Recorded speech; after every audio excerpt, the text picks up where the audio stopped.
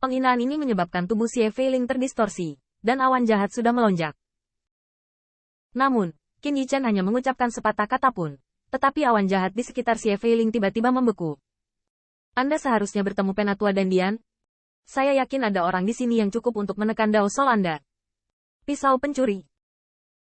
Pada saat ini, Bai Chang, yang berada di luar roda surga, terlihat oleh sidik jari itu, dan tercengang. Ini, bagaimana ini mungkin? Tanda seru. Ini adalah kekuatan supernatural? Kekuatan supernatural kultivasi ilahi? Atau Daofa? Tidak mungkin Daofa.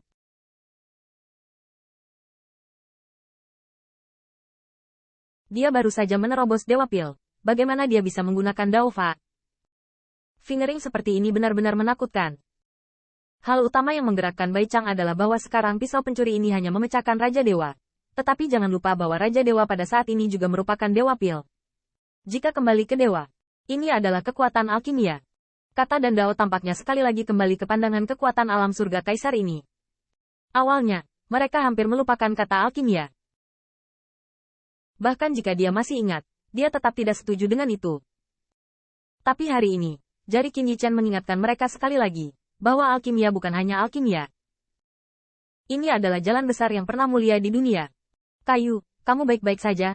Tanda seru. Putri Wenqing kembali ke akal sehatnya pada saat ini dan memperhatikan bahwa jiwa Qin Yichen berfluktuasi. Bagaimanapun, Fan Fan Star dulunya adalah Raja Dewa.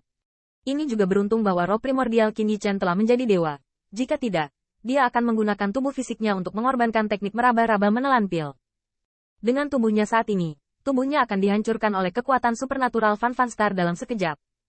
Ini telah terpengaruh sedikit, tapi itu tidak masalah. Qin Yichen tersenyum. Bukankah ada dua roh primordial untuk saya makan? Ketika mata yang tampaknya tanpa gelombang jatuh pada dua Fan Fan Star, yang terakhir tiba-tiba bergetar. Pisau pencuri. Bunuh aku.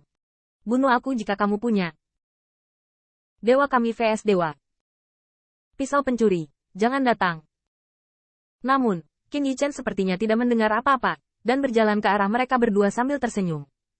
Deretan gigi itu, di bawah pancaran cahaya malam, tampak semakin putih. Besok adalah pertandingan besar. Aku harus menelannya lebih cepat. Untuk menghadapi Putri Wenqing dan kerumunan, Qin Yichen masih harus mengendalikan kekuatan Dewa Jue yang tidak bisa dihancurkan. Tetapi kepada Fan Fan Star dan yang lainnya. Aku berjanji pada Wenqing, aku ingin kamu merasakan rasa jiwa yang ditelan. Malam itu, Fan Wanxing dan Xie Feiling akhirnya memahami rasa sakit karena dihancurkan. Keesokan paginya, semangat primordial Qin Yichen sangat luas. Tetapi Fan Wanxing dan Xie Feiling seperti anjing mati. Tapi, saatnya untuk memulai. Hal yang penting bukanlah persaingan besar, tapi, menghancurkan lautan kesadaran Bai Linglong. Qin Yichen memilah-milah pakaiannya, dan dalam peralatan luar angkasa yang dibawa roda surga, ada jubah murid-murid Aula Pil, yang berwarna biru muda dan bugar, dan mereka semua tampan dan bangga. Dan di luar roda surga, wajah Bai Chang sangat jelek, serangan diam-diam kedua dewa gagal, pisau pencuri ini akan menembus langit. Jangan biarkan pisau pencuri ini keluar dari klan Bais. Aku seharusnya membunuhnya sejak lama. Bai Souqiong merasakan niat membunuh, dan dia tidak bisa membantu mengepalkan tinjunya pada hari ini. Bukan hanya acara Istana Pil di roda surga yang datang, dan sosoknya ramai. Bahkan di dalam klan Bais, pedangnya terhunus dan beringas, dan gelombang niat membunuh yang kejam melonjak. Bagaimanapun, pengadilan roda surga pada akhirnya adalah perjuangan untuk para junior. Tidak peduli bagaimana Qin Yichen, di dunia nyata, tampaknya sulit untuk menghentikan pertempuran berdarah yang menghancurkan langit dan bumi. Hanya Bai Wuji, meskipun ada beberapa gelombang di mata hitam dan putih itu karena Qin Yichen akhir-akhir ini, ombaknya adalah gelombang. Setelah kembali tenang, semuanya seperti ombak dan tidak ada yang layak untuk disebutkan. Wood, kali ini terserah kamu. Kamu harus datang. Putri Wenqing, yang telah menjadi Raja Peri, tampaknya tidak lagi berpartisipasi dalam kompetisi sekte luar, tetapi ini tidak memengaruhi tontonan mereka dari permainan. Itu tidak mempengaruhi harapan Putri Wenqing bahwa kayu itu akan menginjak laut kesadaran Bai Linglong. Qin Yichen mengangguk sedikit, dan ketujuh dari mereka perlahan berjalan keluar dari gua dan menuju ke aula alkimia luar. Sepanjang jalan, kerumunan bergegas, dan kali ini kompetisi sekte luar. Selain Qin Yichen, 77 orang luar, ada lebih banyak murid. Bahkan murid-murid dalam dapat dilihat di mana-mana, mendiskusikan kompetisi pintu luar ini. Bahkan Qin Yichen dapat mendengar kejutan di telinganya. Junior ini telah menerobos Dewa Pil? Maka kuota sekte dalam tahun ini pasti memilikinya. Menurutku juga begitu. Lihatlah dia, Tangan dan kakinya luhur dan energik. Mungkin, paman atau paman guru mana yang akan melihatnya. Qin Yichen melihat semua ini dengan hidup, dan matanya tidak bisa membantu tetapi meledak dalam ingatan. Dia ingat bahwa dia pernah berada di Dandian dan di Pagoda dan dia telah bersaing dengan orang lain untuk suatu tempat, dan telah menggunakan semangatnya untuk melawan dan dia juga menerima nasihat dan kekaguman dari para pendahulu alkimia karena bakatnya. Dan dia harus menerima urusan dunia ketika berhadapan dengan seorang master alkimia yang memiliki latar belakang dan latar memperjuangkan harta karun. Sekarang sepertinya semua ini sangat lucu. Aku merindukannya. Putri Wenxing tercengang. Apa katamu? Qin Yichen terkejut.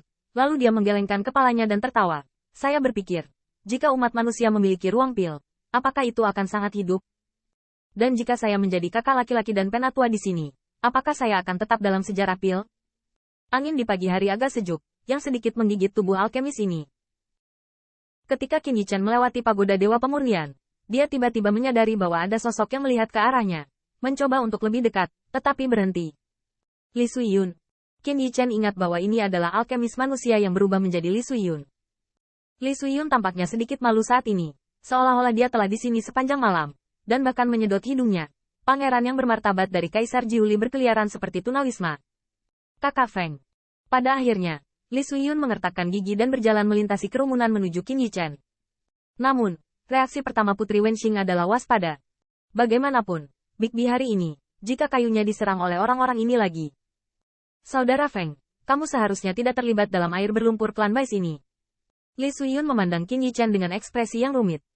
Dia masih ingat bahwa dia biasa membahas Taoisme di pengadilan surgawi gengsi Tuhan, dan suatu kali tertawa dan memanggil pahlawan dunia. Dia dan Qin Yichen pernah berteman dengan Taoisme. Tapi bagaimanapun juga, dia adalah dari klan Jiuli, dan nasibnya sulit dilanggar. Qin Yichen mengangkat alisnya. Kamu baru saja memberitahuku ini? Saudaraku Suiyun, aku akan memanggilmu seperti ini lagi. Ketika aku masih di klan Queen Yu, aku tahu kamu memiliki tangan yang dilindungi. Tapi bagi kami, ini bukan niat baik. Li Suiyun mengertakkan gigi. Dia tidak ingin ikut balapan lagi. Dia tahu lebih baik bahwa ketika dia datang ke klan Bais, dia tidak lagi bisa menyebut Qin Yichen sebagai teman Daol. Namun, Li Suiyun masih menarik napas dalam-dalam, sepertinya itu karena keras kepala, atau mungkin karena dia telah menurunkan rasnya, dan akhirnya memperingatkan sesama Taois. Saudara Feng, dengarkan aku. Kamu tidak bisa memenangkan pertempuran ini,